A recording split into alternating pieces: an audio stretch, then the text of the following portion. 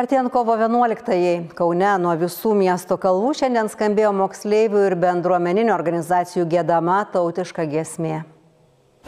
Gykla už tai! Tik!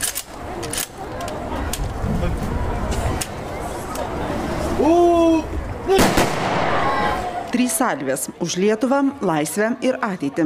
Skelbia pradžią nuo skirtingų Kauno kalvų ir piliakalnių, ar net mokyklų stogų, moksleivių ir bendruomenių, vieningai giedamam Lietuvos himnui. Sutartinai nuo aukščiausių miesto vietų skambanti Vinco Kudirkos tautiška giesmė – pasveikinimas miestui, artėjančios kovo 11-osios 34-ųjų Lietuvos nepriklausomybės atkūrimo metinių proga.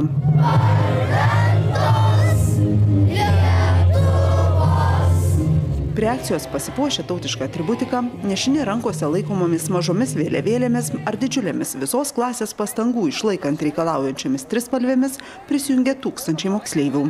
Nuo Kauno kalvų himnas giedamas jau daugiau kaip 10-metį. Idėja kilo 5 miesto mokykloms ir Aleksoto bendruomeniai, sumanius surengti palaikymo akciją Japonijai, kurią prieš 13 metų kovo 11-ąją sukrėtė vienas didžiausių žemės drebėjimų, paskui užklupo tsunamis.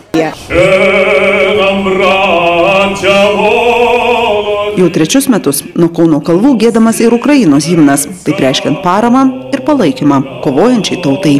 I pokażem, що ми, браття,